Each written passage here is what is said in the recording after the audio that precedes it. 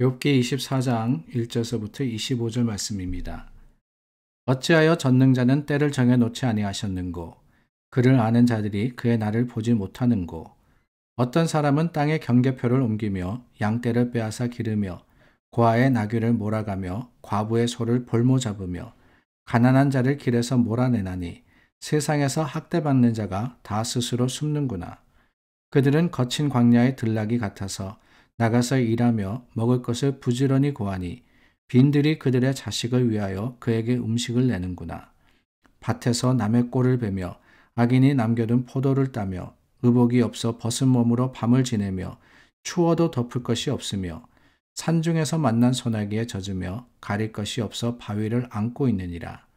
어떤 사람은 고아를 어머니의 품에서 빼앗으며 가난한 자의 옷을 볼모 잡음으로 그들이 옷이 없어 벌거벗고 다니며 곡식 이삭을 나르나 굶주리고 그 사람들의 담 사이에서 기름을 짜며 목말라 하면서 술틀을 밟느니라. 성중에서 죽어가는 사람들이 신음하며 상한 자가 부르짖으나 하나님이 그들의 참상을 보지 아니하시느니라.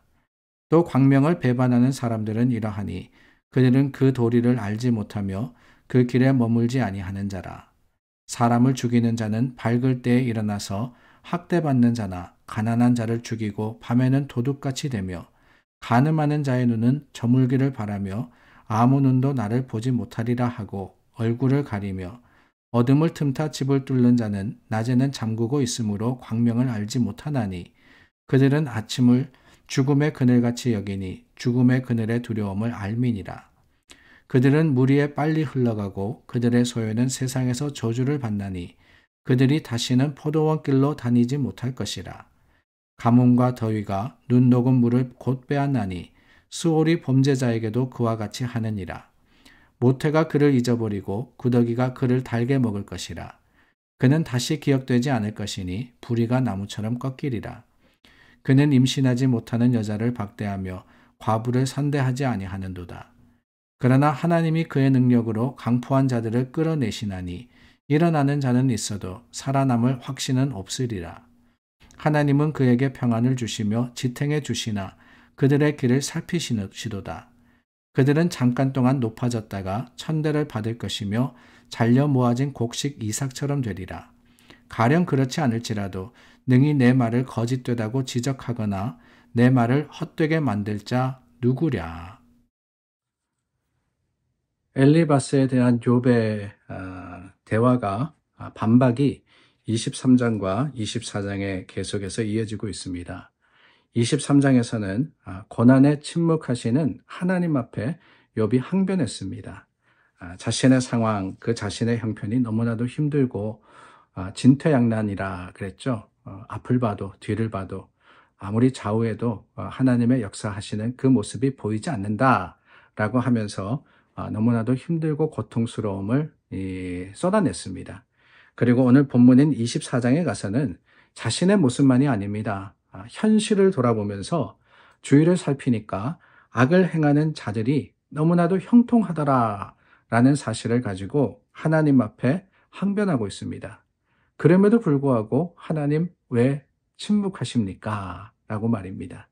하나님, 세상이 이렇게 악하게 돌아가는데 세상이 참 너무나도 죄악에 어두워져 가고 있는데 하나님 뭐 하십니까?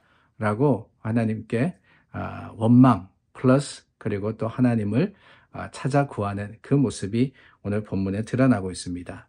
그 모습을 가만히 살펴보면은 두 가지로 나누어지는 것 같아요.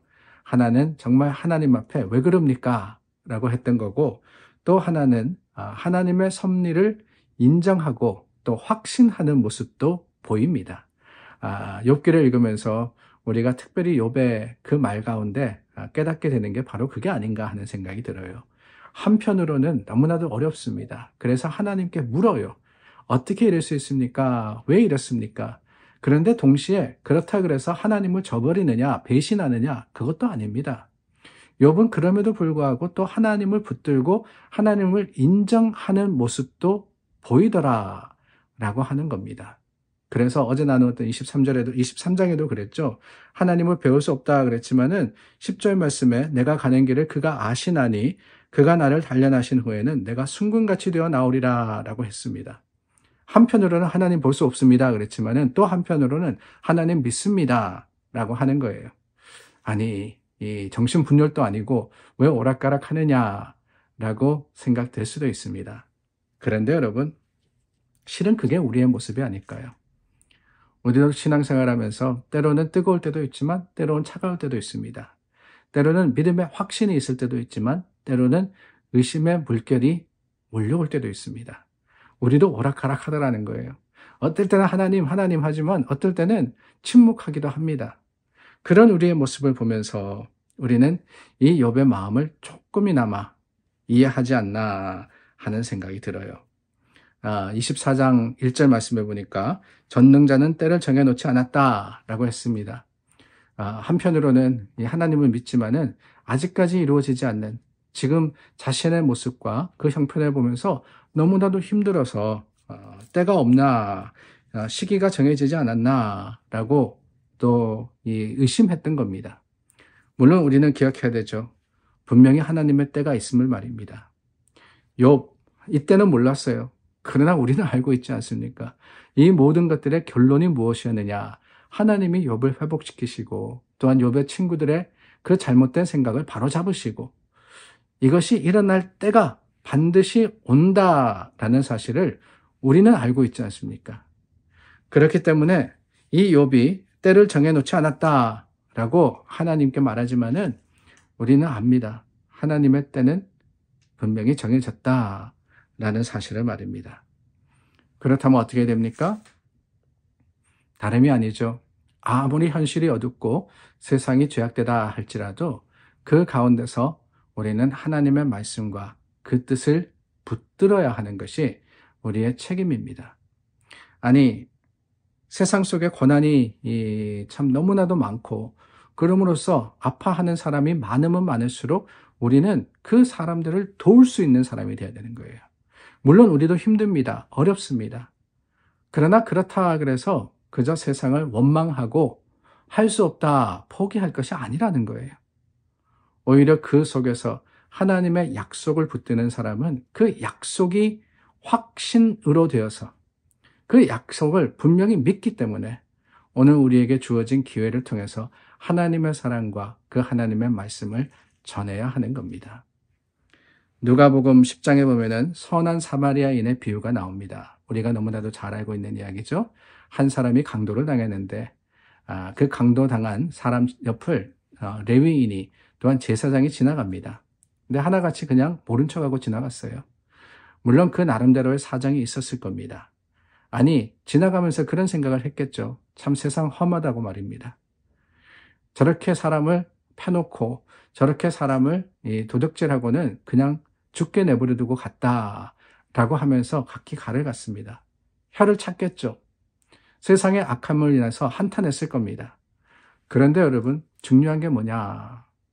그럼에도 불구하고 아무 일도 하지 않았다는 거예요. 그 세상에 잘못된 것을 바로잡기 위해서 수고하지 않습니다. 한 사람, 다만 사마리아 사람만이 그곳을 그냥 지나가지 않고 그 강도 당한 사람을 거두어서 그 사람을 치료해 줬던 거예요. 구해 줬던 겁니다. 물론 거기에 따르는 여러 가지 수고가 있죠. 아니, 율법에 의하면은 하지 말아야 하는 것도 있습니다. 근데 그럼에도 불구하고 했던 것이 무슨 이유냐? 다른 게 아니에요.